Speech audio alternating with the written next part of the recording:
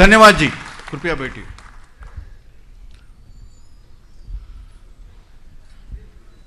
अभी हम सबके तरफ से हमारे देश के प्रधानमंत्री माननीय नरेंद्र भाई जी से मैं निवेदन करता हूं, वो हम सबको संबोधित करें और मार्गदर्शन भी करें।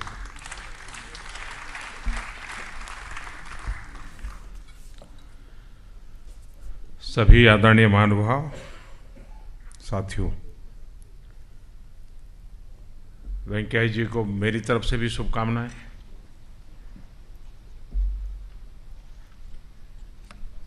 काफ़ी कुछ कहा गया है वेंकैया जी के लिए, इसलिए मैं कुछ नया जोड़ना नहीं चाहता हूं।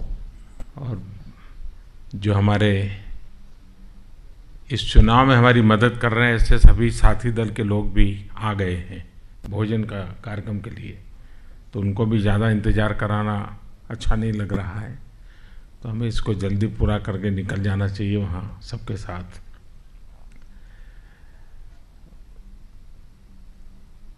मैं इस कालखंड की तरफ आपका ध्यान आकर्षित करता हूँ।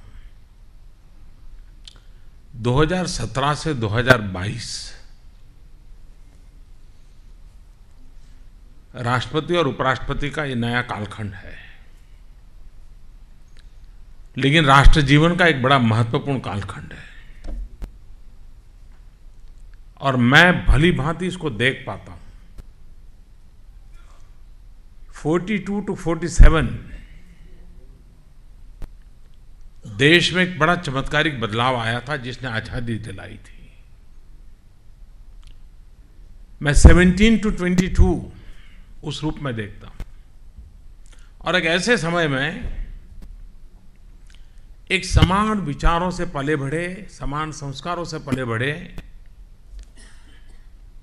राष्ट्रपति हो, उपराष्ट्रपति हो, पार्लियामेंट के स्पीकर हो, या हम सब लोग जो हैं जिनको ये दायित्व मिला है, हम एक ही कुनबे के, एक ही परंपरा से पले बड़े लोग हैं। ऐसा अवसर आजादी के बाद शायद पहली बार आया है।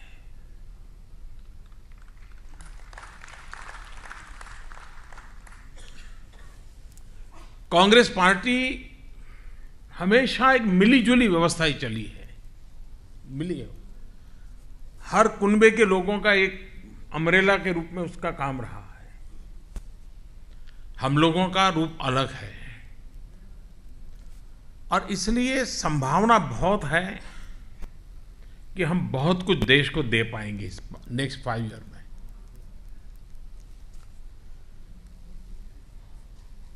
हमारे देश के संसद में की गतिविधियों की बड़ी आलोचना हो रही है। वेंकैया जी के सामने कई सारे सुझाव होंगे, विचार होंगे,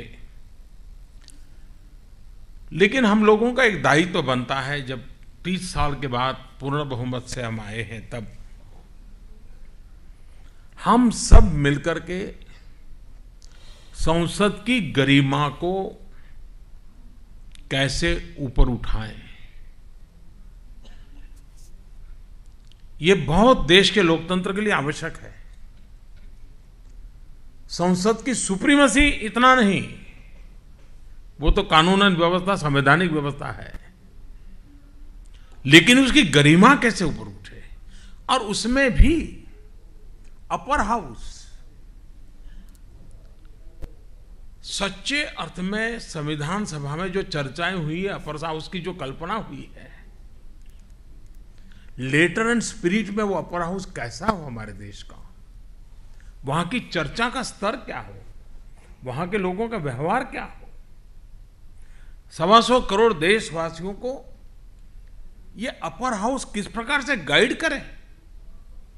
संकट के समय देश को निकालने के लिए सबसे पहले राजनीतिक मतभेदों से ऊपर उठ करके देश का मार्गदर्शन करने का काम करने की कोई एक उत्तम जगह है तो हमारा अपर हाउस है। ये गरिमा फिर से पुनः प्रस्थापित कैसे हो, ये हम सबके सामने जिम्मेवारी भी है, चुनौती भी है। हमारा सद्भाग्य है कि वेंकैया जी जैसा नेतृत्व हमें वहां मिलने वाला है, और अगर हम सचमुच में मीटिंग ऑफ द माइंड के साथ क्लियर विजन के साथ, कमिटमेंट के साथ इस काम को करना है, ये तय कर लें, आप देश को कितना बड़ा एक ऐसी इंस्टीट्यूशन जिससे कभी कभी राजनीति के प्रति, राजनेताओं के प्रति एक निराशा का जो दौर पड़ता है कभी कभी देश में, जो देश का बहुत नुकसान करता है, उसमें से देश को बाहर निकालने की एक जगह है ये। और इसलिए मैं एजेंडा सेट नहीं कर रहा हूं कि वेंकैया जी को क्या करना है, लेकिन मैं देख रहा हूं कि दायित्व तो बहुत बड़ा है। लेकिन ये सफलता तब संभव होती है कि जिस प्रकार से हम कल बैलेट पेपर में एक खड़ी लाइन करेंगे, हम उसी मिजाज से उनके साथ 5 साल खड़े रहेंगे तो ये संभव होगा। यानी कल होने वाली लकीर वो सिर्फ कागजी लकीर नहीं है, कल होने वाली लकीर हमारे भीतर का एक संकल्प होगा कि हम वेंकैया के साथ ऐसे ही डट करके खड़े रहेंगे जैसे कि कल मतपत्र के अंदर लकीर करेंगे। ये अगर भाव लेकर के हम इस चुनाव में देश के एक बहुत बड़े दायित्व के लिए हम आगे बढ़ रहे हैं, इसको हम न भूलें। हम सिर्फ ये न सोचे, कभी कभी क्या होता है ये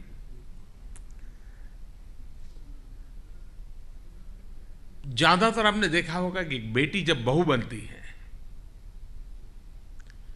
24 घंटे पहले उसका बोलना, चालना, बैठना, उठना एक बेटी की तरह अलग होता है। लेकिन 24 घंटे के बाद जैसे ही वो बहू बन जाती है, ससुराल जाती है, उसके पूरे व्यवहार में पता नहीं कुदरत उसको क्या ताकत देती है, एकदम से बड़ा बदलाव महसूस होता है।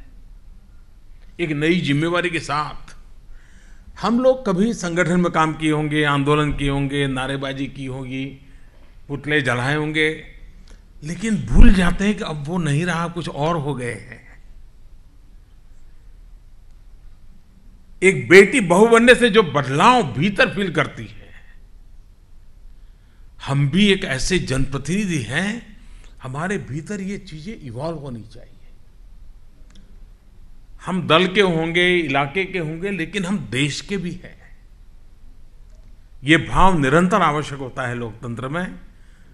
और मैं तो देख रहा हूं कि वेंकैया जी में इतना जल्दी बदलाव आया कि मुझे बीच में कहना पड़ा कि भाई आप जैसे वेंकैया थे वैसे तो अब दिखो।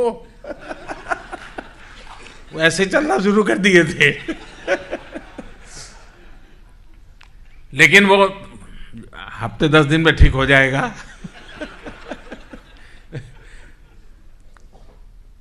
लेकिन हमारा क्या दायित्व है, ये हमारे बीच के रहे हैं। पहले हम लोगों उनके साथ बात करने का जो तरीका रहा होगा, जो भी रहा होगा, लेकिन अब जो उनका पद आने वाला है, उस पद की गरिमा को बरकरार रखना, ये हम लोगों का ज्यादा दायित्व बनता है। हम उस मिजाज में न रहे क्या रे वेंकैया तो अपना है, पहले तो यार मैं उसके साथ टेबल पे खाना खा लेता था, चाय पी लेता था। जी नहीं, वो हमारे होने वाले उपराष्ट्रपति हैं, संवैधानिक पद के गरिमा पर बैठे हैं। हमारा वो आज वो कल तक वो मेरे साथ, मैं प्रधानमंत्री था, वो मेरे साथ में एक मंत्री थे। किसी समय वो अध्यक्ष हुआ करते थे, मैं मंत्री हुआ करता था। तो ये बदलाव होने के बाद भी हम लोगों को उस पद गरिमा को रिस्पेक्ट बनाए रखना, ये हम लोगों को सीखना पड़ता है जी, वरना कभी बड़ा मुश्किल हो जाता है। मैं चाहूँगा कि हम इन चीज़ों को करेंगे और वेंकैया जी की सफलता ही हम सबकी सफलता है। देश की संसदीय व्यवस्था की गरिमा बढ़ाना समय की मांग है जी। बहुत बड़ी निराशा हो जाएगी देश को। सरकार सिर्फ अच्छे काम करे इतने से इनफ नहीं है। संसदीय व्यवस्था, संसदीय गरिमा, संसदीय आचरण, ये चीज़ों का बहुत महत्व है और इसमें वेंकैया जी की भूमिका बहुत बड़ा रोल प्ले करेगी, मुझे विश्वास है। हम इसको लेकर के आगे बढ़े। आपको सबको बहुत शुभकामनाएं, वेंकैया जी को बहुत शुभकामनाएं। और मैं उनको विश्वास दिलाता हूं कि सरकार के मुखिया के नाते, व्यक्तिगत रूप से मेरी तरफ से भी आप भी मन से यही रखिए कि आप उपराष्ट्रपति हैं, ये आपको मन में लाना पड़ेगा और उसी तरह हमें गाइड कीजिए, हम लोगों को संभालिए भी और चलाइए भी। धन्यवाद।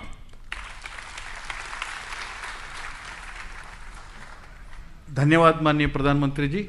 2-3 निवेदन है।